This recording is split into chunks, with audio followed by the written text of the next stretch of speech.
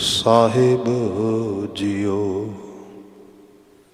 ਸੂਹੀ ਮਹਲਾ ਪੰਜਵਾ। ਸੂਖ ਮਹਿਲ ਜਾਂ ਕੇ ਊਚ ਦੁਆਰੇ, ਤਾਂ ਮਹਿ ਵਾਸੈ ਭਗਤ ਪਿਆਰੇ। सूख महल जाके ऊंच दुआरे, तामै वासै भगत प्यारे। सहज कथा प्रभ की अति मीठी, विरलै काहूँ नेत्रों डिठी। रहा तह गीत नाद अखारे संगा, ऊहाँ संत करें हर रंगा। तह मरण ना जीवन, सोग न हरखा। साच नाम की अमृत वर्षा, गुहज कथा एह गुर ते जानी। नानक बोलै हर हर बाणी। गुहज कथा एह गुर ते जानी। नानक बोलै हर हर बाणी। वाहिगुरु जी का खालसा, वाहिगुरु जी की फतेह। जुगो जुग अटल शब्द सतगुरु। धन धन गुरु ग्रंथ साहिब जी।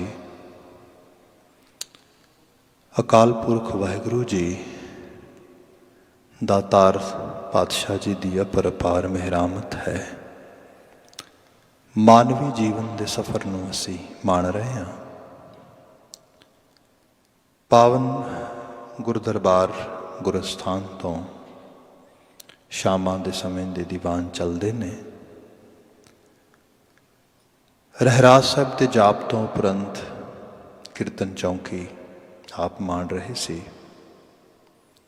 हुण समा है गुरु शब्द व्याख्या नाल अपने आप को आत्मसात करने का। इस गोचरे सूही राग ये चल रहा है। महला पंजवा गुरु अर्जन पातशाह जी पंचम नानक जी द्वारा उचरित किए गए शब्दों असी व्याख्याने हाँ, उन्होंने असी डिस्कस कर रहे हैं। अगलेरा शब्द आपने सरवण कर लिया है। विचार की प्रारंभता मुख सुनेहे तो करते हैं, जो मेन मैसेज कैरी कर दियां लाइन्स ने उन्होंने असी प्रारंभता दे विच लै रहे हाँ। साहब जिक्र करते हैं, सहज कथा प्रभ की अति मीठी, विरलै काहूँ नेत्रों डीठी। रहा सहज कथा प्रभ की अति मीठी। सहज टका जिन्हों स्टेबिलिटी कहने आ, जेड़ी जिस दी आमद with a lot of patience, calmness and which required a lot wisdom, ਉਹਦੇ ਨਾਲ ਆਉਂਦੀ ਹੈ। ਇਹ ਸਹਿਜ ਕਥਾ ਹੈ, ਇਹ ਸਹਿਜ ਹੈ। ਸੋ ਇਸ ਸਹਿਜ ਨੂੰ, ਇਸ ਟਕਾ ਨੂੰ ਜੀਵਨ ਦੇ ਵਿੱਚ ਬੰਦੇ ਲਈ ਮੰਨਣਾ ਬੜਾ ਜ਼ਰੂਰੀ ਹੈ, ਬੜਾ ਲਾਜ਼ਮੀ ਹੈ।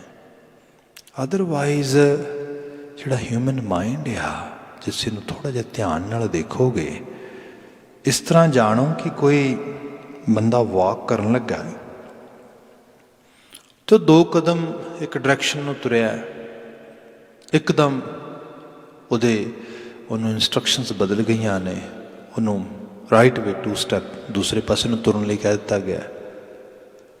ਉਹ ਦੂਸਰੇ ਪਾਸੇ ਨੂੰ ਤੁਰਿਆ, ਫਿਰ ਨਵੀਂ ਡਾਇਰੈਕਸ਼ਨ ਆ ਗਈ ਹੈ ਨਾ, ਉਹਨਾਂ ਨੂੰ go this side, go this side, go this side. ਕੀ ਹੋਏਗਾ? ਜਿਹਨੂੰ ਅਸੀਂ ਗੁਰ ਸ਼ਬਦ ਦੇ ਵਿੱਚ ਇਹ ਪੜ੍ਹਦੇ ਹਾਂ ਨਾ, ਬਿਨ ਸ਼ਬਦੈ ਸਭ ਜਗ ਬੌਰਾਨਾ, ਬਿਰਥਾ ਜਨਮ ਗਵਾਇਆ। ਬੌਰਾਪਨ ਇਹੀ ਹੁੰਦਾ, ਪਾਗਲਪਨ। ਪਾਗਲਪਨ ਦੀ ਨਿਸ਼ਾਨੀ ਕੀ ਹੈ? ਸਟੇਬਿਲਿਟੀ ਨਹੀਂ, ਟਿਕਾ ਨਹੀਂਗਾ, ਭਟਕ ਰਿਹਾ ਬੰਦਾ ਸੱਜਿਓਂ ਖੱਬੇ, ਖੱਬਿਓਂ ਸੱਜੇ, ਲਗਾਤਾਰ ਦਾ ਦੇ ਨਾਲ, which we call in English language misery. And unfortunately we are all holding all the time lots of misery which is coming from inside us. No one else is giving us. No. ਕੋਈ ਹੋਰ ਸਾਨੂੰ miserable ਨਹੀਂ ਬਣਾ ਰਿਹਾ. No one else is driving us crazy. It's ourselves, our mind, our own thoughts which are playing whole role to create this misery. ਇਸ ਸਾਰੇ ਦੇ ਵਿੱਚ ਗੁਰੂ ਮਹਾਰਾਜ ਜੀ ਨੇ ਜੋ ਸਾਨੂੰ ਉਪਦੇਸ਼ ਦਿੱਤਾ, ਉਹਨਾਂ ਕਿਹਾ ਪ੍ਰਭੂ ਵੱਲ ਵੇਖ। ਪ੍ਰਭੂ ਅੱਜ ਜਿਸ ਜ਼ਮਾਨੇ 'ਚ ਲੰਘ ਰਹੇ ਹਾਂ, ਇਹਦੇ 'ਚ ਮਤਲਬ ਜਿਹਨੂੰ ਕਿਹਾ ਜਾਏ ਕਿ ਜਿਹੜੀ ਡਾਊਟਫੁਲਨੈਸ ਆ, ਜਿਹੜੀ ਸੰਸ਼ੇ ਦੀ ਬਿਰਤੀ ਹੈ, ਜਿਹੜੀ ਬੰਦੇ ਨੂੰ ਕਨਫਿਊਜ਼ਨ ਦੇਣ ਵਾਲੀ ਚੀਜ਼ ਆ, ਉਹਦੀ ਕੋਈ ਕਮੀ ਨਹੀਂ ਹੈ। ਰੱਬ ਹੈ ਨਹੀਂ ਹੈ, ਇਹਦੇ ਬਾਰੇ ਕਨਫਿਊਜ਼ਨ ਰਹੀ ਹੈ ਮੁੱਢ ਕਦੀਮਾ ਤੋਂ। From actually you can say from starting of human life, we can say this kind of confusion always with us. ਪਰ ਜਦੋਂ ਅੱਜ ਦੇ ਦੌਰ 'ਚ ਅਸੀਂ ਦੇਖਦੇ ਹਾਂ, ਅੱਜ ਤੇ ਹਾਲਤ ਕੁਝ ਹੋਰ ਬਣ ਚੁੱਕੀ ਹੈ। ਅੱਜ ਤੇ ਹਾਲਤ ਇਹ ਬਣ ਚੁੱਕੀ ਹੈ, ਕੌਣ ਹੈ ਰੱਬ, ਕਿੱਥੇ ਹੈ ਰੱਬ, ਕਿਹੋ ਜਿਹਾ ਰੱਬ ਹੈ, ਫਲਾਣੇ ਦਾ ਬਣਾਇਆ ਰੱਬ ਹੈ, ਫਲਾਣੇ ਦਾ ਸਿਰਜਿਆ ਰੱਬ ਹੈ। ਸੋ ਇਹ ਸਾਰੀਆਂ ਚੀਜ਼ਾਂ ਤੁਹਾਨੂੰ ਚੱਲ ਰਹੀਆਂ ਨੇ। ਸੇ ਸਾਰੇ ਦੇ ਵਿੱਚ ਜਿਹੜਾ ਫੇਥ ਤੇ ਬਲੀਵ ਆ, ਇਹ ਟੋਟਲੀ ਖਤਮ ਹੋ ਗਿਆ ਆਲਮੋਸਟ। ਸੋ ਖਤਮ ਹੋਣ ਦੇ ਕਰਕੇ ਜਿਸ ਵਿੱਚੋਂ ਬੰਦੇ ਨੇ ਕੁਝ ਗੇਨ ਕਰਨਾ ਸੀ, ਪ੍ਰਾਪਤ ਕਰਨਾ ਸੀਗਾ, ਉਹ ਫੋਰਸ, ਉਹ ਕਹਿ ਲਓ ਕਿ ਜਿਹੜੀ ਡਾਇਰੈਕਸ਼ਨ ਸੀਗੀ ਉਹ ਹੀ ਮਿਟ ਗਈ। ਫਿਰ ਡਾਇਰੈਕਸ਼ਨਸ ਕੈਸੀਆਂ ਰਹਿ ਗਈਆਂ, ਵਿਚ ਆਰ ਕ੍ਰੀਏਟਿੰਗ ਮੋਰ ਕਨਫਿਊਜ਼ਨ, ਹੋਰ ਜ਼ਿਆਦਾ ਕਨਫਿਊਜ਼ਨ ਕ੍ਰੀਏਟ ਹੋ ਰਹੀ ਹੈ। ਪਰ ਜੇ ਆਪਾਂ ਬੈਕ ਟੂ ਬਿਲੀਵਿੰਗ ਸਿਸਟਮ 'ਤੇ ਆ ਜਾਈਏ, ਜਿਵੇਂ ਗੁਰਬਾਣੀ ਹੈ, ਗੁਰਮਤ ਸਕੂਲ ਆਫ ਥਾਟ ਆ, ਮੈਂ ਤਾਂ ਕਈ ਵਾਰੀ ਕਹਿੰਦਾ ਆ, we should not believe anybody else except our gurus, our masters, our Bhagat Sahiban, our devotees, ਜਿਨ੍ਹਾਂ ਨੇ ਸਾਡੇ ਸਾਹਮਣੇ ਚੀਜ਼ਾਂ ਨੂੰ ਉਸ ਤਰੀਕੇ ਦੇ ਨਾਲ ਪ੍ਰੂਵ ਕਰਕੇ, ਉਹਨਾਂ ਨੂੰ ਜ਼ਾਹਿਰਾ ਤੌਰ 'ਤੇ ਜੋ ਹੈ ਪ੍ਰਜਵਲਿਤ ਕਰਕੇ ਵਿਖਾਇਆ। ਹੁਣ ਇਹਦੇ ਅੰਦਰ ਇਹ ਹੈਗਾ ਕਿ ਪ੍ਰਭੂ, ਅਕਾਲ ਪੁਰਖ, ਰੱਬ, ਜੋ ਅਸੀਂ ਨਾਮ ਦੇਣਾ ਚਾਹੁੰਦੇ ਹਾਂ, ਆਲਮਾਈਟੀ ਗॉड, ਵਟਐਵਰ, ਮਹਾਰਾਜ ਬਿਆਨ ਕਰਦੇ ਨੇ ਕਿ ਉਹਦੇ ਕੁਝ ਗੁਣ ਨੇ, ਅਤੇ ਉਹਨਾਂ ਗੁਣਾਂ ਨੂੰ ਜਸਟ ਬੋਲਿਆ, ਦੱਸਿਆ, ਲਿਖਿਆ ਅਤੇ ਐਕਸਪਲੇਨ ਨਹੀਂ ਕੀਤਾ ਜਾ ਸਕਦਾ। We can really enjoy them by adopting, by following the path of virtue of Akal Purakh Waheguru. ਉਹਦਾ ਜਿਹੜਾ ਪਾਥ ਆ, ਰਾਹ ਜਿਹੜਾ ਆ, ਉਹਦੇ 'ਚ ਇੱਥੇ ਤੇ ਮਹਾਰਾਜ ਨੇ ਕਿਹਾ ਕਿ ਸਹਿਜ ਕਥਾ ਪ੍ਰਭ ਕੀ ਅਤ ਮੀਠੀ, ਇਹਦੀ ਬਾਤ ਹੋ ਰਹੀ ਹੈ। ਅਸੀਂ ਇਹੀ ਐਗਜ਼ੈਕਟ ਇਹੀ ਲਫ਼ਜ਼, ਕਥਾ ਦਾ ਮਤਲਬ ਕਹਾਣੀ, ਬਾਤ, ਉਹਦੀ ਐਕਸਪਲੇਨੇਸ਼ਨ ਕਹਿ ਲਵੋ, ਉਹਦੀ ਡਿਸਕ੍ਰਿਪਸ਼ਨ ਕਹਿ ਲਵੋ। ਬਾਬਾ ਜੀ ਕਿਤੇ ਬਿਆਨ ਕਰਦੇ ਸੀ, ਆਨੰਦ ਸਾਹਿਬ ਦੀ ਰਚਨਾ ਪੜ੍ਹਦੇ ਹਾਂ, ਆਵੋ ਸੰਤ ਪਿਆਰਿਓ ਅਕਥ ਕੀ ਕਰੇ ਕਹਾਣੀ। People always say, who can tell or explain what is God and which form God, in which form God exists in this world? No one is able to. Even बड़े बड़े scholar लोग, जिन्हां नूं लफ्ज़ां दे मेच, जिन्हां नूं कहा जाए कि people who were able to put words together and make poetry, कवि लोग, खास करके पंजाबी तरबीयत दे विच प्रोफैसर मोहन सिंह वर्गे, ਉਹਨਾਂ ਨੇ ਕਿਤੇ ਲਫ਼ਜ਼ਾਂ ਨੂੰ ਇਸ ਤਰੀਕੇ ਨਾਲ ਕਿਹਾ ਕਿ ਰੱਬ ਇੱਕ ਗੁੰਝਲਦਾਰ ਪਹੇਲੀ, ਰੱਬ ਇੱਕ ਗੋਰਖ ਧੰਦਾ, ਪੇਚ ਇਸ ਦੇ ਖੋਲ੍ਹਣ ਲੱਗਿਆ ਕਾਫਰ ਹੋ ਜਾਏ ਬੰਦਾ। एक बड़ी गुंझलदार पहेली है, जिन्नी बंदा इनू सुलझाण की ट्राई करता उतनी उलझदी है। बल्कि एक लैवल ऐसा होंदा है कि बंदा काफराना भाव भारती खिते समझ आउंदा सीगा, person who is totally actually we can say totally ignoring or totally actually quitting this idea that Rabb exists in this world at all. No, they're saying कोई ਇਹੋ ਜਿਹੀ ਚੀਜ਼ ਨਹੀਂ। ਉਸ ਲੈਵਲ ਤੇ ਲੈ ਕਾਫਰਾਨਾ ਇਸਲਾਮਿਕ ਸਕੂਲ ਆਫ ਥਾਟ ਵਾਲਾ ਨਹੀਂ, ਜਸਟ ਵੈਸੇ ਉਹਨਾਂ ਨੇ ਵਰਡ ਯੂਜ਼ ਕੀਤਾ ਇੱਥੇ। ਸੋ ਕਾਫਰ ਉਸ ਤਰੀਕੇ ਨਾਲ ਹੋ ਗਿਆ, ਬੰਦਾ ਉਹਦੇ ਤੋਂ ਕਹਿੰਦਾ ਵੇ ਹੈ ਹੀ ਕੁਫਰ, ਝੂਠ ਹੈ, ਮੁਨਕਰ ਹੀ ਹੋ ਗਿਆ ਉਸ ਰੂਪ ਦੇ ਅੰਦਰ।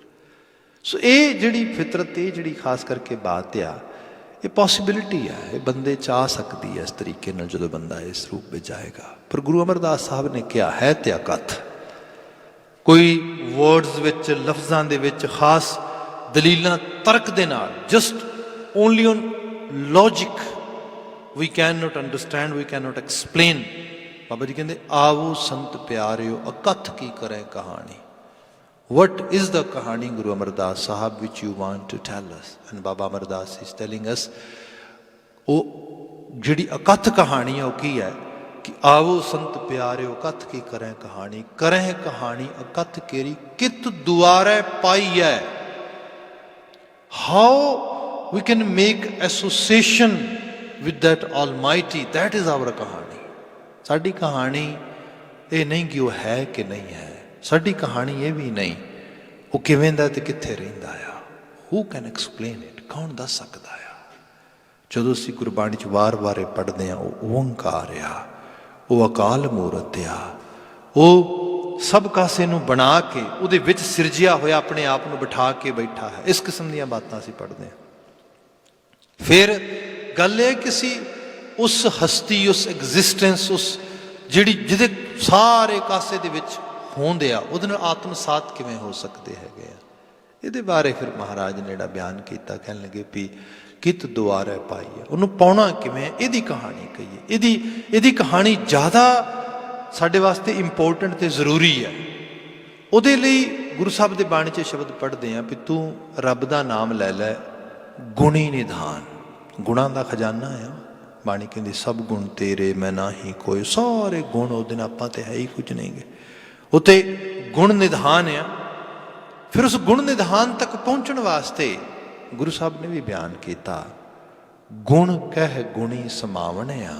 ਉਹਦੇ ਗੁਣ ਕਿਉਂ ਨਹੀਂ ਕਹਿੰਦਾ, ਗੁਣਾਂ ਦਾ ਗਾਇਨ ਕਿਉਂ ਨਹੀਂ, ਗੁਣਾਂ ਦੇ ਨਾਲ ਕਿਉਂ ਨਹੀਂ ਆਪਣੀ ਜਿਹੜੀ ਹੈ ਉਸ ਤਰੀਕੇ ਨਾਲ ਇੰਗੇਜਮੈਂਟ ਕਰਦਾ। ਜੇ ਗੁਣ ਗ੍ਰਹਿਣ ਕਰੇਗਾ, person who is ready to adopt some kind of virtues which are providing a kind of a reflection of divine, reflection of Almighty, that path only can help us to get or at the state of mind where we can see and enjoy the presence of Almighty Akal Purkh Vaheguru, ਜਿਹਨੂੰ ਅਸੀਂ enjoy ਕਰ ਸਕਦੇ ਹੈਗੇ। ਸੋ ਇਸ ਰੂਪ ਵਿੱਚ ਮਹਾਰਾਜ ਨੇ ਬਿਆਨ ਕੀਤਾ ਉਸ ਗੁਣਾਂ ਦੇ ਪੱਖ ਨੂੰ ਲੈ ਕੇ ਆ। ਉਹਨਾਂ ਗੁਣਾਂ ਦੇ ਵਿੱਚ ਬੜੇ ਗੁਣ ਨੇ ਉਹਦਾ ਗੁਣ ਤਰਸ ਆ, ਕੰਪੈਸ਼ਨ। ਉਹਦਾ ਗੁਣ ਜਿਹੜਾ ਹੈਗਾ ਮਿੱਠ ਬੋਲੜਾ ਹੋਣਾ ਆ, ਜਿਹਨੂੰ ਕਿਹਾ ਜਾਏ ਕਿ ਜਿਹੜਾ ਫੁੱਲ ਵਿਦ ਸਵੀਟਨੈਸ, ਕੇਅਰਿੰਗ ਹੈ ਉਹਦਾ ਗੁਣ। ਉਹਦਾ ਗੁਣ ਸਾਰੇ ਸੰਸਾਰ ਨੂੰ ਦੇਖ ਕੇ ਅਣਡਿੱਠ ਕਰਨਾ, ਨੌਨ ਜਜਮੈਂਟਲ। ਉਹ ਜੱਜ ਨਹੀਂ ਕਰਦਾ ਕਿਸੇ ਨੂੰ, ਸਭ ਨੂੰ ਬਖਸ਼ਦਾ ਹੈ। ਫੋਰਗਿਵਨੈਸ, ਇਹ ਗੁਣ ਹੈ ਉਹਦਾ, ਖਿਮਾ ਰੂਪ ਹੈ ਉਹਦੇ 'ਚ। ਪਰ ਇੱਕ ਗੁਣ ਇਹ ਵੀ ਹੈ ਸਹਿਜ।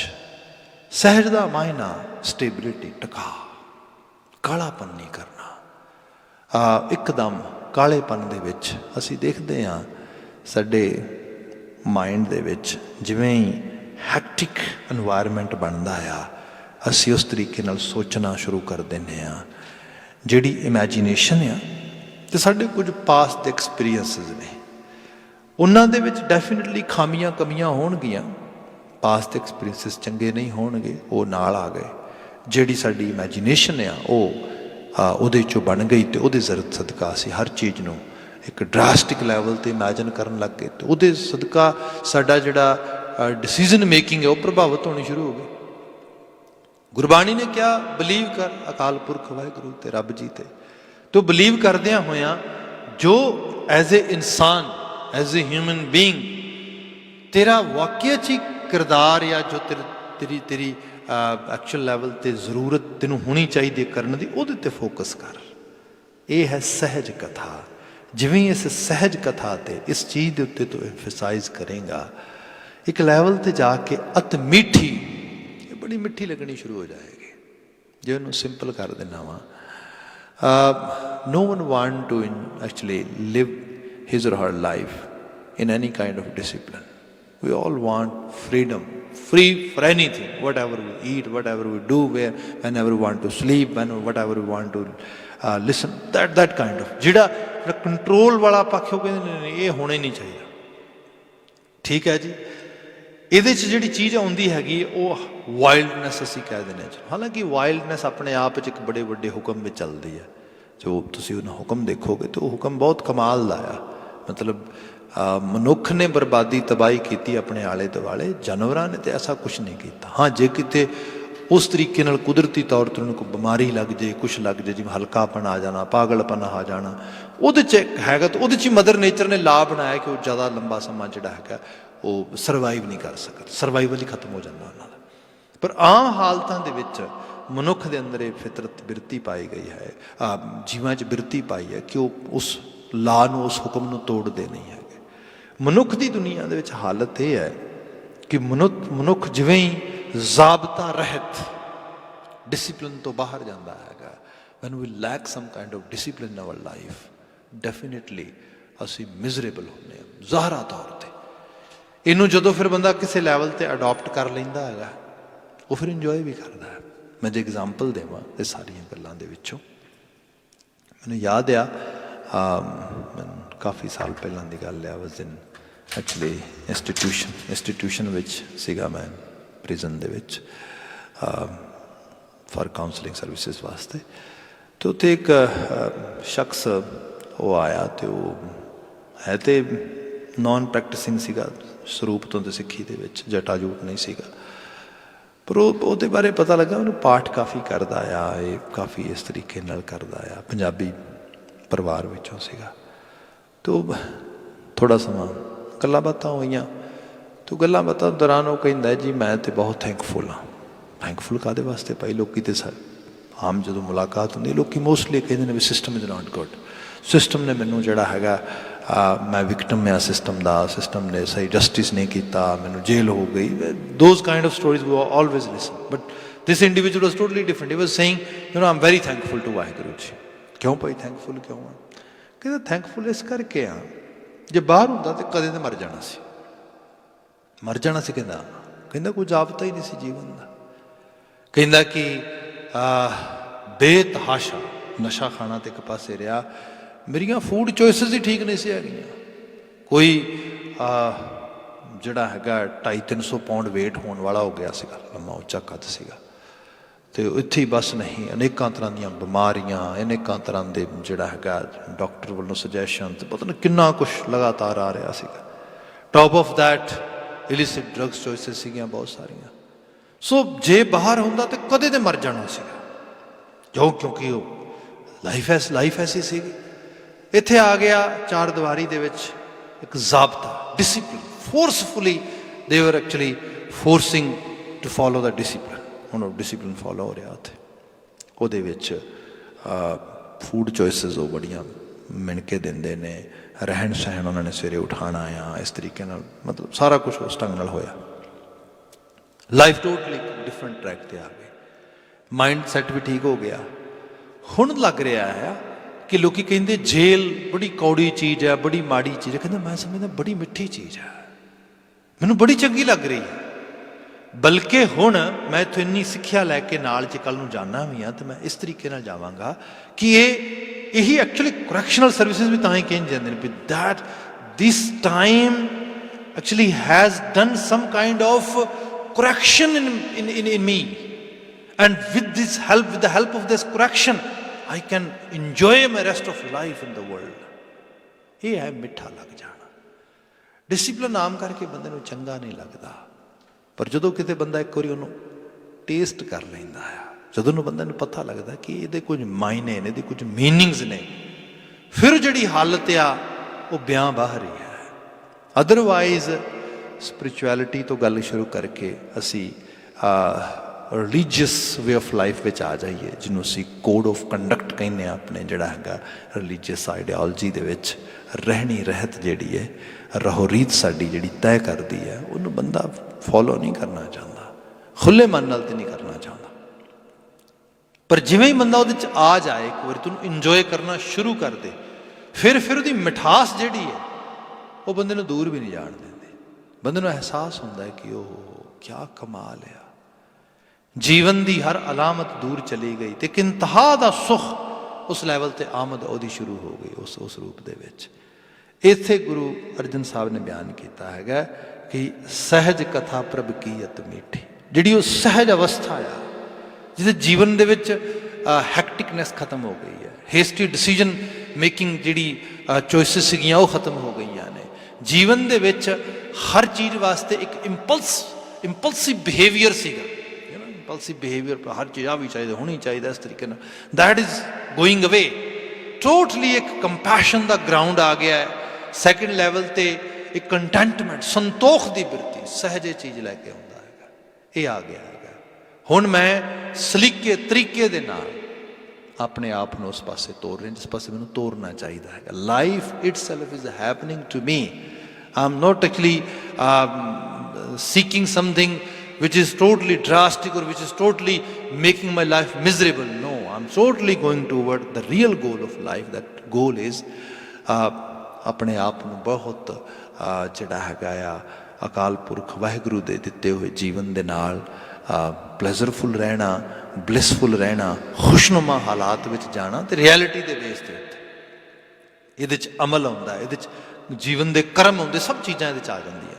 ਇੱਥੇ ਮਹਾਰਾਜ ਨੇ ਕਿਹਾ ਸਹਿਜ ਕਥਾ ਪ੍ਰਭ ਕੀ ਅਤ ਮੀਠੀ, but at the same time we can talk as much as we can, and people who are listening, that's also a good job, they can listen. If someone is talking like that and other person is paying attention and listening, that's also a good thing. But Maharaj is saying ਇਹਦੇ ਨਾਲ ਅਸੀਂ ਸਿਰਫ ਗੱਲਾਂ ਕਰ ਸਕਦੇ ਹਾਂ। ਮੇਰੇ ਮਿੱਤਰ ਹੈਗੇ ਨੇ ਬੜੇ ਪਿਆਰੇ ਵੈਨਕੂਵਰ ਦੇ ਵਿੱਚ, ਤੋਂ ਨਾ ਇੱਕ ਵਾਰੀ ਬਾਤ ਸੁਣਾਈ ਬੜੇ ਕਮਾਲ ਦੀ। ਉਹ ਕਹਿੰਦੇ ਕਿ ਇੱਥੇ ਸਾਡੇ ਕੁਝ ਫਾਰਮਰਸ ਨੇ ਅਤੇ ਉਹ ਜਿਹੜੇ ਹੁੰਦੇ ਨੇ ਹਨੀ ਬੀਜ਼ ਦੀ ਇਹਦੀ ਫਾਰਮਿੰਗ ਕਰਦੇ ਨੇ, ਜਿਹੜੀਆਂ ਸ਼ਹਿਦ ਦੀਆਂ ਮੱਖੀਆਂ ਹੁੰਦੀਆਂ ਨੇ ਇਸ ਰੂਪ ਵਿੱਚ। ਅਤੇ ਉਹ ਕਹਿੰਦੇ ਕਿ ਇੱਥੇ ਉਹ ਕਰਦੇ ਅਤੇ ਉਹਨਾਂ ਵਾਸਤੇ ਕੋਈ ਸਪੀਕਰ ਆਇਆ ਸਟੇਟਸ ਤੋਂ, ਅਤੇ ਉਹ ਦੱਸ ਰਿਹਾ ਕਿ ਕਿਹੜੀ ਜਿਹੜੀ ਉਹਨਾਂ ਦੀ ਕਿਸਮ ਆ ਉਹ ਚੰਗੀ ਹੈ, ਕਿਸ ਕਿਸਮ ਦਾ, ਉਹ ਸਾਰੀ ਉਹਨਾਂ ਨੂੰ ਇੱਕ ਪ੍ਰੈਜੈਂਟੇਸ਼ਨ ਦੇ ਰਿਹਾ। ਕਹਿੰਦੇ ਮੇਰਾ ਤਾਂ ਕੋਈ ਇੰਟਰਸਟ ਨਹੀਂ ਸੀਗਾ ਮੱਖੀਆਂ ਵਗੈਰਾ ਪਾਲਣ ਦੇ ਵਿੱਚ, ਨਾ ਉਸ ਤਰੀਕੇ ਨਾਲ। ਉਹ ਮੇਰਾ ਫਰੈਂਡ ਸੀਗਾ, ਉਹਨਾਂ ਨੇ ਪ੍ਰੋਗਰਾਮ ਉਹ ਪਾਰਟੀਸਪੇਟ ਕਰਨਾ ਸੀ, ਮੈਨੂੰ ਵੀ ਲੈ ਕੇ, ਮੈਂ ਸਪੋਂਸਰ ਸੀਗਾ ਉਹਨਾਂ ਦਾ। ਅਤੇ ਉੱਥੇ ਜਾ ਕੇ ਬੈਠ ਕੇ ਅਤੇ ਸੁਣ ਲਿਆ ਸਾਰਾ। ਉਹਦਾ ਆਲਮੋਸਟ ਲੈਕਚਰ ਖਤਮ ਹੋਣ ਦੇ ਨੇੜੇ ਆ, ਅਤੇ ਉਹਨੇ ਕਿਹਾ ਵੀ if you have any question you can ask me, I will answer all the questions. somehow no one have asked any question, and I thought that's not good. At least this person actually has given us a really good lecture over here, good presentation, and I should show some kind of involvement. Yes, we were present, we were listening your lecture, and it was very enjoyable, and we should make him delightful that we were participating in that, and we were actually really good listeners. That's why I just actually asked him one question. ਮੈਂ ਉਹਨੂੰ ਇੱਕੋ ਸਵਾਲ ਪੁੱਛਿਆ। ਮੈਂ ਉਹਨੂੰ ਸਵਾਲ ਕਹਿੰਦੇ ਪੁੱਛਿਆ ਸੀ ਕਿ ਗੱਲ ਇਹ ਹੈ ਕਿ ਮੈਂ ਤਾਂ ਹਨੀ ਬੀਜ ਨਹੀਂ ਪਾਲਦਾ, ਨਾ ਮੈਨੂੰ ਕੋਈ ਇਸ ਕਿਸਮ ਦਾ ਤਜਰਬਾ ਹੀ ਹੈ, ਪਰ ਤੂੰ ਲੈਕਚਰ ਬਹੁਤ ਵਧੀਆ ਕੀਤਾ। But I have a very actually ticklish kind of question. You might actually laugh at it, but let me actually ask you, if you allow me. ਉਹ ਕਹਿੰਦੇ actually none question is bad, whatever you can ask me. ਉਹ ਕਹਿੰਦੇ ਗੱਲ ਇਹ ਹੈ ਕਿ ਤੂੰ ਦੱਸਿਆ ਆ ਹਨੀ ਬੀ ਦੀ ਆ ਕਿਸਮ ਹੈ, ਇੰਨਾ ਹਨੀ ਪੈਦਾ ਕਰਦਾ ਇਸ ਤਰੀਕਾ ਕੁਆਲਿਟੀ ਵਾਲਾ ਇਸ ਤਰੀਕੇ ਨਾਲ, ਪਰ ਮੈਂ ਸ਼ਾਇਦ ਖਾਨਾ ਥੋੜ੍ਹਾ ਬਹੁਤਾ ਜਿੰਨਾ ਕੁ ਲੋੜ ਹੁੰਦੀ ਕਦੀ। ਮੈਨੂੰ ਬਸ ਇੰਨਾ ਕੁ ਦੱਸ ਦੇ ਵੀ which honey is actually really good for health and as well as specifically taste wise, ਕਿਹੜਾ ਜਿਹੜਾ ਸ਼ਹਿਦ ਆ ਉਹ ਸਵਾਦ ਵਧੀਆ ਆਉਂਦਾ, ਮੈਨੂੰ ਇਹ ਦੱਸੋ। ਤੂੰ ਇਹਨੇ ਸ਼ਹਿਦ ਦੀਆਂ ਬਾਤਾਂ ਪਾਈਆਂ ਨੇ। तो वो कहता भी तेरा क्वेश्चन वाकई च बड़ा टिकलिश है for me. Let me tell you actually कहता कि वेरी ऑनेस्ट ओपीनियन, मैं कभी जिहड़ा हनी है तो टेस्ट ही नहीं किया। वो कहता वो क्यों? कहते क्योंकि मैनू हनी तो एलर्जी है। सो ये बंदा लैक्चर दे रहा है, बंदा सब कुछ कर रहा है, बस वो कहता कि मैं कभी टेस्ट नहीं किया, मैं खाधा नहीं कदे। No, no, I never ever have actually tasted any kind of honey at all. So I cannot answer actually your question. ਜਿਹੜੀ ਹੁਣ ਆ ਬਾਤ ਆ, ਬੰਦਾ ਗੱਲ ਕਰ ਸਕਦਾ ਹੈ, ਬੰਦਾ ਸੁਣ ਵੀ ਸਕਦਾ ਹੈ, ਪਰ ਜਿਹੜੀ ਇਹ ਸਹਿਜ ਕਥਾ ਪ੍ਰਭ ਕੀ ਅਤ ਮਿੱਠੀ, ਗੁਰੂ ਮਹਾਰਾਜ ਕਹਿੰਦੇ ਇਹ ਇੰਜੋਏ ਕਰਨ ਵਾਲੀ ਚੀਜ਼ ਹੈ। ਤੇ ਉਹਦੇ ਲਈ ਗੁਰੂ ਸਾਹਿਬ ਨੇ ਜਿਹੜੇ ਲਫ਼ਜ਼ ਲਿਖੇ ਨੇ ਤੇ ਕਹਿੰਦੇ ਨੇ ਵਿਰਲਾ ਕਾਹੂ ਨੇਤਰੋਂ ਡੀਠੀ। ਇਹ ਹੈਪਨ ਹੁੰਦੀ, ਇਹ ਜੀਵਨ ਦੇ ਵਿੱਚ ਘਟਤ ਹੁੰਦੀ ਕਿਸੇ ਵਿਰਲੇ ਨੇ ਵੇਖੀ ਹੈ। ਗੱਲਾਂ ਬਹੁਤ ਨੇ ਕੀਤੀਆਂ ਨੇ, but van this state of mind is happening, when people are enjoying that kind of, you can say, spiritual virtues, ਇਹ ਕਿਸੇ ਵਿਰਲੇ ਚ ਹੁੰਦੀ ਹੈ। ਇਹ ਥੋੜੇ ਨੇ ਹੈਣ ਵਿਰਲੇ ਨਾਹੇ ਘਣੇ ਫੈਲ ਫੱਕੜ ਸੰਸਾਰ। ਇਹ ਕਿਸੇ, ਕਿਉਂਕਿ ਇਹ ਅੱਖਾਂ ਨਾਲ ਵੇਖਣੀ ਹੈ, ਵੇਖਣ ਦਾ ਮਤਲਬ ਐਕਸਪੀਰੀਅੰਸ ਕਰਨਾ ਹੈ। ਅਦਰਵਾਈਜ਼ ਸੌਰੀ ਟੂ ਸੇ ਅਸੀਂ ਸਾਰੇ ਜਜਮੈਂਟਲ ਹੈਗੇ ਹਾਂ। ਕੋਈ ਬੰਦਾ ਮਾੜਾ ਬੋਲਦਾ ਆ, ਮਾੜੇ ਕੰਮ ਕਰਦਾ ਆ, ਉਹਨੂੰ ਅਸੀਂ ਨਖਿੱਧ ਮੰਨਦੇ ਹਾਂ, ਚੰਗਾ ਨਹੀਂ ਹੈਗਾ। ਕੋਈ ਬੰਦਾ ਚੰਗਾ ਬੋਲਦਾ, ਚੰਗੇ ਕੰਮ ਕਰਦਾ, ਉਹਨੇ ਕਹਿੰਦਾ ਪਖੰਡ ਕਰਦਾ। We have this kind of you can say judgement, ਜਿਹੜੀ ਉਹ ਸਾਡੀ ਟੈਂਡੈਂਸੀ ਹੈਗੀ। ਅਸੀਂ ਇਹੋ ਜਿਹੀ ਹਾਲਤ ਵਿੱਚ ਜੀ ਰਹੇ ਹਾਂ ਸੰਸਾਰ ਦੇ ਵਿੱਚ। ਫਿਰ ਇਕੱਲਾ ਹੀ ਨਹੀਂ, ਆਪਣੇ ਲਈ ਵੀ ਬੰਦੇ ਨੂੰ ਹੁੰਦਾ ਹੈ ਕਿ ਮੈਨੂੰ ਕਿਹੜਾ ਕਿਸੇ ਨੇ ਸਪੈਸ਼ਲ ਕੋਈ ਤਗਮਾ ਦੇ ਦੇਣਾ ਹੈਗਾ, why should I follow this path. So ਇਸ ਸਾਰੇ ਦੇ ਨਾਲ ਬੰਦਾ ਅਸਲੀਅਤ ਤੋਂ ਦੂਰ ਚਲੇ ਜਾਂਦਾ, ਬਾਗੀ ਹੋ ਜਾਂਦਾ। ਤੋ ਇਹ ਇੱਕ ਰਿਐਲਿਟੀ ਹੈ ਸਾਡੇ ਇਸ ਸੰਸਾਰ ਦੇ ਅੰਦਰ। ਪਰ ਜੇ ਕੋਈ ਬੰਦਾ ਸਾਰੇ ਤੋਂ ਵੱਖਰਾ ਹੋ ਜਾਏ, ਜਿਵੇਂ ਭਗਤ ਕਬੀਰ ਜੀ ਨੇ, ਭਗਤ ਕਬੀਰ ਜੀ ਨੇ ਅਸੀਂ ਬਚਨ ਪੜ੍ਹਦੇ ਹਾਂ ਵੀ ਕਹੋ ਕਬੀਰ ਜਬ ਜਾਣਿਆ, ਜਬ ਜਾਣਿਆ ਤੋ ਮਨ ਮਾਨਿਆ, ਮਨ ਮਾਨਿਆ ਲੋਕ ਨਾ ਭਤੀਜਾ। ਉਹ ਕਹਿੰਦੇ ਲੋਕਾਚਾਰ ਤੇ ਨਹੀਂ ਭਤੀਜਦਾ, ਪਰ ਮੈਨੂੰ ਕੇਅਰ ਵੀ ਕਾਹਦੀ ਹੈ, ਨਾ ਭਤੀਜਾ ਤੋ ਕਿਆ ਕੀਜੈ। ਇਹ ਉਹਨਾਂ ਦੀ ਪ੍ਰੋਬਲਮ ਹੈ। ਜੇ ਮੈਂ ਆਪਣੇ ਉਸ ਕਿ ਦਾਨੇ ਲੋਕ ਕਹਿੰਦੇ ਨਾ ਵੀ ਕੋ ਹਾਲ ਮਸਤ, ਕੋਈ ਚਾਲ ਮਸਤ, ਕੋ ਖਾ ਕੇ ਫੁਲਕਾ ਦਾਲ ਮਸਤ। ਇਹ ਇਸ ਕਿਸਮ ਦੀ ਬਾਤ ਹੈ। ਪਰ ਇਹਦੇ 'ਚ ਅਨਫੋਰਚੂਨੇਟਲੀ ਇਹ ਵੀ ਗੱਲ ਹੈ ਕਿ ਜਿਹੜੀ ਮਸਤੀ ਮਸਤ ਕਲੰਦਰਾਂ ਵਾਲੀ ਹਾਲਤ, ਜਿਹੜੀ ਉਸ ਪਾਸੇ ਲੋਕੀ ਤੁਰ ਪਏ, ਨਸ਼ੇ ਪੀਣੇ ਖਾਣੇ। ਪਰ ਜ਼ਿੰਦਗੀ ਦਾ ਇੱਕ ਯੂਨੀਵਰਸਲ ਕ੍ਰਾਈਟੀਰੀਆ ਵੀ ਹੈ। ਗੁਰੂ ਗ੍ਰੰਥ ਸਾਹਿਬ ਨੇ ਇਹ ਵੀ ਬਿਆਨ ਕੀਤਾ ਹੈ। ਜੇ ਕੋਈ ਬੰਦਾ ਕਲੇਮ ਕਰਦਾ ਆ ਕਿ ਮੈਂ ਵਾਕਿਆ 'ਚ ਕਿਸੇ ਲੈਵਲ ਤੇ ਪਹੁੰਚਿਆ, ਤੇ ਮਹਾਰਾਜ ਬਿਆਨ ਕਰਦੇ ਨੇ ਕਿ ਰਤਨ ਲੁਕਾਇਆ ਲੁਕੈ ਨਾਹੀ, ਜੇ ਕੋ ਰੱਖਿਆ ਲੁਕਾਈ।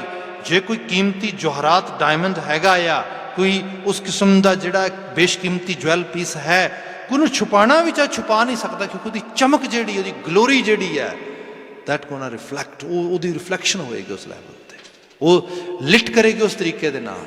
ਸੋ ਐਗਜ਼ੈਕਟ ਇਹ ਬਾਤ ਆ, ਹੈ ਤੇ ਮਾਨਣ ਵਾਲੀ ਬਾਤ, ਪਰ ਇਸ ਮਾਨਣ ਵਾਸਤੇ ਲੋਕ ਵਿਖਾਵਾ ਨਹੀਂਗਾ। ਗੁਰੂ ਬਾਬਾ ਜੀ ਨੇ ਬਿਆਨ ਕੀਤਾ ਕਿ ਵਿਰਲਾ ਕਾਹੂ ਨੇਤਰੋਂ ਡਿੱਠੀ। ਕਿਸੇ ਵਿਰਲੇ ਨੇ ਇਹਦੀ ਕਮਾਈ, ਇਹਨੂੰ ਅਪਣਾ ਲਿਆ, ਅਮਾ ਲਿਆ, ਤੈਨੂੰ ਫਿਰ ਜੀਵਿਆ, ਉਹਨੂੰ ਮਾਣਿਆ। ਇਹ ਰਹਾ ਉਹਦਾ ਪਤਾ ਹੈ। ਸ਼ੁਰੂਆਤੀ ਬੰਦ ਹੈ ਇਸ ਪਾਵਨ ਸ਼ਬਦ ਦਾ, ਸੂਖ ਮਹਿਲ ਜਾ ਕੇ ਊਚ ਦੁਆਰੇ। ਸੂਖ ਮਹਿਲ, ਅੱਜ ਤੇ ਸੁੱਖਾਂ ਦੇ ਸਾਧਨਾਂ ਦੀ ਕੋਈ ਕਮੀ ਨਹੀਂ ਰਹਿ ਗਈ ਬੰਦੇ ਦੇ ਉਸ ਲੈਵਲ ਤੇ। ਤੇ ਜੇ ਅਸੀਂ ਪੁਰਾਣੇ ਸਮੇਂ ਚਲੇ ਜਾਈਏ ਤੇ ਜਿਨ੍ਹਾਂ ਦੇ ਘਰ ਬਹੁਤ ਉੱਚੇ ਉੱਚੇ ਦਰਵਾਜ਼ੇ, ਉੱਚੀਆਂ ਕੰਧਾਂ, ਉੱਚੇ ਮਕਾਨ ਹੁੰਦੇ ਸੀ, ਉਹ ਜ਼ਿਆਦਾ ਸੁਖੀ ਮੰਨੇ ਜਾਂਦੇ ਸੀਗੇ। ਉਹਦਾ ਰੀਜ਼ਨ ਇਹੋ ਹੀ ਸੀਗਾ ਕਿ ਜਿਹੜਾ ਪਸ਼ੂ ਵਗੈਰਾ ਆਵਾਰਾ ਹੁੰਦੇ ਸੀਗੇ, ਜੰਗਲੀ ਜਾਨਵਰ ਹੁੰਦੇ, ਉਹਨਾਂ ਤੋਂ ਜ਼ਿਆਦਾ ਡਰ ਹੁੰਦਾ ਸੀਗਾ, ਤੇ ਉਹ ਫਿਰ ਸਾਰੇ ਦੂਰ ਰਹਿੰਦੇ ਸੀ। ਜਾਂ ਜਿਹੜੇ ਲੋਕ ਚੋਰੀ ਚਕਾਰੀ ਕਰ ਸਕਦੇ ਸੀ, ਨੁਕਸਾਨ ਕਰ ਸਕਦੇ ਸੀ, ਉੱਚੀਆਂ ਕੰਧਾਂ, ਉੱਚੇ ਦਰਵਾਜ਼ਿਆਂ ਦੇ ਅੰਦਰ ਨਹੀਂ ਸੀ ਆ ਸਕਦੇ। ਸੋ ਜਿਨ੍ਹਾਂ ਨੇ ਆਪਣੀਆਂ ਦੀਵਾਰਾਂ, ਆਪਣੇ ਦਰਵਾਜ਼ੇ ਬਹੁਤ ਉੱਚੇ ਕਰ ਲਏ, ਬੜੇ ਵਧੀਆ ਬਣਾ ਲਏ, ਉਹ ਸੁਖੀ ਹੋ ਗਏ। ਇਸ ਤਰੀਕੇ ਨਾਲ ਹੋ ਗਿਆ। ਪਰ ਅਨਫੋਰਚੂਨੇਟਲੀ ਅੱਜ ਦੇ ਸਮਾਜ 'ਚ ਵੇਖਦੇ, ਸਾਰੇ ਸਮਾਜ ਨੇ ਆਪਣੇ ਦੀਵਾਰਾਂ, ਕੰਧਾਂ ਉੱਚੀਆਂ ਕਰ ਲਈਆਂ ਬਹੁਤ ਜ਼ਿਆਦਾ, ਤੇ ਪਤਾ ਲੱਗਾ ਕਿ ਸਮਾਜ ਅਸਲ 'ਚ ਆਈਸੋਲੇਟ ਹੋ ਗਿਆ। ਆ ਜਿਹੜਾ COVID-19 ਵੀ ਆਇਆ ਹੈਗਾ, what this virus is bringing in this world, if we pay attention to that side, very first thing it's bringing, or it has brought over here, that is isolation. ਜਿਹੜਾ ਇਕੱਲਤਾ ਆਇਆ, ਬੰਦੇ ਨੂੰ ਅਹਿਸਾਸ ਨਹੀਂ ਦੁਨੀਆ ਕੈਸੀ ਬਣਾਈ ਉਸਨੇ। ਇਹ ਐਕਚੁਅਲੀ ਇੱਕ ਲੈਵਲ ਦਾ ਉਹਦਾ ਸਾਈਡ ਜਿਹਨੂੰ ਕਿਹਾ ਜਾਏ ਕਿ ਇੱਕ ਸਾਡੇ ਵਾਸਤੇ ਲੈਸਨ ਵੀ ਹੈ ਇਹਦੇ ਵਿੱਚ। ਪਰ ਖੈਰ ਅਸੀਂ ਦੂਸਰੇ ਪਾਸੇ ਚਲੇ ਜਾਵਾਂਗੇ, ਮੈਂ ਸ਼ਬਦ ਤੇ ਫੋਕਸ ਰਹਾ। ਮਹਾਰਾਜ ਨੇ ਜਿਹੜੀ ਬਿਆਨ ਕੀਤੀ ਹੈ, ਸੂਖ ਮਹਿਲ ਜਾ ਕੇ ਊਂਚ ਦੁਆਰੇ, ਜਿਨ੍ਹਾਂ ਦੇ ਦੁਆਰੇ ਬਹੁਤ ਉੱਚੇ, ਕੰਧਾਂ ਉੱਚੀਆਂ ਹੋ ਗਈਆਂ, ਕਿਆ ਇਹ ਮਹਾ ਸੁਖੀ ਨੇ, ਸੁਖ ਵਾਲੇ ਹੋ ਗਏ। ਕਿਵੇਂ ਹੋ ਗਏ? ਕਿਉਂਕਿ ਕੋਈ ਵੀ ਮਾੜੀ ਚੀਜ਼, ਜਾਨਵਰ, ਕੋਈ ਅੰਦਰ ਨਹੀਂ ਜਾਣਾ। ਐਕਚੁਅਲੀ ਜਦੋਂ ਅਸੀਂ ਆਪਣੇ ਜੀਵਨ ਦੇ ਜੀਣ ਦੇ ਜਿਹੜੇ ਢੰਗ ਤਰੀਕੇ ਨੇ, ਜਾਂ ਸਾਡੀ ਜਿਹੜੀ ਆਈਡੀਓਲੋਜੀ ਵਿਚ ਵੀ follow to enjoy our life, to make our life, to go somewhere, ਉਹਨੂੰ ਅਸੀਂ ਬਹੁਤ ਉੱਚੇ ਲੈਵਲ ਤੇ ਲੈ ਆਉਂਦੇ ਹਾਂ। ਵਕਾਰ ਆਪਣੇ ਆਪ ਪਿੱਛੇ ਹਟ ਜਾਂਦੇ ਨੇ, ਮਾੜੀਆਂ ਚੀਜ਼ਾਂ ਆਪੇ ਛੁੱਟ ਜਾਂਦੀਆਂ ਨੇ। ਜਦੋਂ ਮੇਰੀ ਚੋਇਸ ਚੰਗੀ ਹੋਣੀ ਸ਼ੁਰੂ ਹੋ ਗਈ, ਦੁੱਖ ਕਿਵੇਂ ਆਏਗਾ? sorrow can only come toward me by making bad choices, and bad choices I can only make if I have bad company, and bad company only can appeal me if I have bad thought process. If I'm working toward that side, मैं सारियां कंधां उच्चियां कर रहा है step by step, then definitely दुख तो आना ही नहीं। जो दुख नहीं आना, सुख है। फिर एक जिहड़ा वो प्लेजर हैगा, जिहड़ी वो खुशी दी अवस्था आ, ਉਹਨੂੰ ਫਿਰ ਕੌਣ ਖੋਲੇਗਾ ਮੇਰੇ ਤੋਂ? ਗੁਰੂ ਅਰਜਨ ਸਾਹਿਬ ਕਹਿੰਦੇ, ਸੂਖ ਮਹਿਲ ਜਾ ਕੇ ਊਚ ਦੁਆਰੇ, ਤਾਂ ਮੈਂ ਬਸਾਂ ਭਗਤ ਪਿਆਰੇ। ਤਾਂ ਜਾ ਕੇ ਉਹਨਾਂ ਸੁਖ ਦੇ ਮਹਿਲਾਂ 'ਚ ਭਗਤ ਪਿਆਰੇ ਵਸਦੇ ਨੇ। ਭਗਤ ਪਿਆਰੇ ਵਸਣਾ, ਭਗਤ ਸਿਰਫ ਹੱਡ ਮਾਸ ਤੇ ਬੰਦੇ ਨਹੀਂ ਹੁੰਦੇ। ਨੋ ਨੋ ਨੋ ਨੋ, ਸਭ ਤੋਂ ਪਿਆਰੇ ਭਗਤ ਜਿਹੜੇ ਨੇ ਤੁਹਾਡੇ ਆਈਡੀਆਜ਼ ਨੇ, ਥਾਟਸ ਨੇ। ਭਗਤਾਂ ਨੇ ਤਾਂ ਆਪਣਿਆਂ ਨੂੰ ਕਿਹਾ ਸੀਗਾ ਕਿ ਸਾਨੂੰ ਤੇ ਬਾਣੀ 'ਚ ਪੜ੍ਹਦੇ, ਗੁਰੂ ਕਾ ਬਚਨ ਬਸੈ, ਗੁਰੂ ਬਚਨ ਰੂਪਿਆ, ਸਤਿਗੁਰ ਬਚਨ ਬਚਨ ਹੈ, ਸਤਿਗੁਰ ਪਾਂਧਰ ਮੁਕਤ ਜਨਾਵੈ ਗੋ। If anyone wants to actually make a relationship with Guru or Master is telling, Maharaj is saying, myself or my roop, ਜਿਹੜਾ ਮੇਰਾ ਅਸਲ ਸੈਲਫ, ਮੇਰੀ ਅਸਲ ਰੂਪਤਾ ਹੈ, ਉਹ ਕੀ ਹੈ? ਸਿਰਫ ਬਚਨ ਹੈ, ਸ਼ਬਦ ਹੈ। Follow the ideas of Guru, follow the thoughts of Guru, follow the teachings of Guru, that is Guru itself. ਇਹੀ ਗੁਰੂ ਹੈ। ਸੋ ਜਦੋਂ ਇਹੀ ਭਗਤ ਆ, ਫਿਰ ਉਹਦੇ ਹਿਰਦੇ ਘਰ ਦੇ ਚੋਂ ਚੀਜ਼ਾਂ ਆਪਣੇ ਆਪ ਫਿਰ ਵਸਣੀਆਂ ਸ਼ੁਰੂ ਹੋ ਜਾਂਦੀਆਂ ਨੇ, ਕਿਉਂਕਿ ਕੋਈ ਡਿਸਟਰੈਕਸ਼ਨ ਹੈ ਹੀ ਨਹੀਂ। ਸਹਿਜ ਇਹੀ ਹੈ ਨਾ, ਜੋ ਥਾਟ ਵਾਕਿਆ 'ਚ ਬੜਾ ਪਿਓਰ ਕਰਕੇ ਅੰਦਰ ਲਿਆਂਦਾ ਹੈ, ਬੰਦਾ ਉਹਦੇ ਨਾਲ ਹੀ ਜੀਵਿਆ। ਮਾੜੀ ਮਾੜੀ ਗੱਲ ਦੇ ਉੱਤੇ, ਜਿਹੜਾ ਪੈਰ ਦੇ ਉੱਤੇ ਉਹਨੂੰ ਕੋਈ ਰੋਂਗ ਥਾਟਸ ਆ ਕੇ ਡਿਸਟਰੈਕਟ ਨਹੀਂ ਕਰ ਰਹੇ, ਉਹ ਸਭ ਚੀਜ਼ਾਂ ਬਾਹਰ ਆ ਗਈਆਂ। ਉਹਦੀ ਬਾਤ ਹੋ ਰਹੀ ਹੈ ਇਹਦੇ ਵਿੱਚ। ਮਹਾਰਾਜ ਨੇ ਉਹਦੀ ਬਾਤ ਕੀਤੀ ਹੈ, ਕਿਆ ਤਾਂ ਮੈਂ ਬਸੈਂ ਵਸ ਹੈ ਭਗਤ ਪਿਆਰੇ। ਅਗਲਾ ਬਚਨ ਹੈ, ਤਹਿ ਗੀਤ ਨਾਦ ਅਖਾਰੇ ਸੰਗਾ। ਗੀਤ ਨਾਦ ਇਹ ਬੰਦੇ ਨੂੰ ਸੂਦਿੰਗ ਦਿੰਦੇ ਨੇ ਮਾਈਂਡ ਦੇ ਵਿੱਚ। ਥੋੜਾ ਬੰਦਾ ਸੰਗੀਤ ਸੁਣਦਾ ਆ, ਗੀਤ ਵਗੈਰਾ ਸੁਣਦਾ, ਖੁਸ਼ੀ ਮਿਲਦੀ ਹੈ।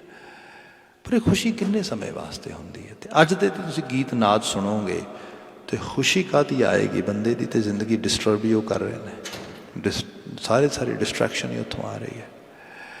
ਅੱਜ ਡਾਸਪੁਰਾ 'ਚ ਬੈਠੇ ਹਾਂ ਅਸੀਂ। ਡਾਸਪੁਰਾ ਦੇ ਵਿੱਚ ਸਾਡੇ ਬਜ਼ੁਰਗਾਂ ਨੇ ਬਹੁਤ ਮਿਹਨਤ ਕੀਤੀ, ਜਿਨ੍ਹਾਂ ਨੇ ਇਹਨਾਂ ਕੰਟਰੀਜ਼ ਨੂੰ ਬਣਾਉਣ ਦੇ ਸਮੇਂ ਦੇ ਵਿੱਚ ਨੇਸ਼ਨ ਬਿਲਡਿੰਗ ਦੇ 'ਚ ਆਪਣਾ ਯੋਗਦਾਨ ਪਾਇਆ। ਇੱਥੇ ਆ ਕੇ ਏਡੇ ਵੱਡੇ ਗੁਰਸਥਾਨ ਬਣੇ, ਸਭ ਚੀਜ਼ਾਂ ਬਣੀਆਂ ਇਸ ਤਰੀਕੇ ਦੇ ਨਾਲ। ਪਰ ਜਦੋਂ ਅਸੀਂ ਦੇਖਦੇ ਹਾਂ 70ਵਿਆਂ ਦੇ ਵਿੱਚ, 80ਵਿਆਂ ਦੇ ਵਿੱਚ, 90ਵਿਆਂ ਦੇ ਵਿੱਚ, ਜਿਹੜੀ ਸਾਡੀ ਨੈਕਸਟ ਜਨਰੇਸ਼ਨਸ ਨੇ ਆ ਕੇ ਜਿਹੜਾ ਹਾਇਰ ਲੈਵਲ 'ਤੇ ਜਾਣਾ ਸੀਗਾ, ਉਹ ਵੱਡੇ ਲੈਵਲ 'ਤੇ ਡਿਸਟਰੈਕਸ਼ਨ ਆਈ ਹੈ।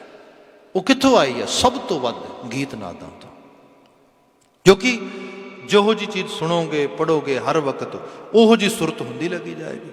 ਜਦੋਂ ਸੁਣਨਾ ਪੜ੍ਹਨਾ ਹੀ ਉਸ ਕਿਸਮ ਦਾ ਹੋ ਗਿਆ, ਠੀਕ ਨਹੀਂ ਗਾ, ਫਿਰ ਡੈਫੀਨੇਟਲੀ ਜਿਹੜੀ ਹੈ ਜੀਵਨ ਦੀ ਤਰੱਕੀ ਕਿਵੇਂ ਹੋਏਗੀ?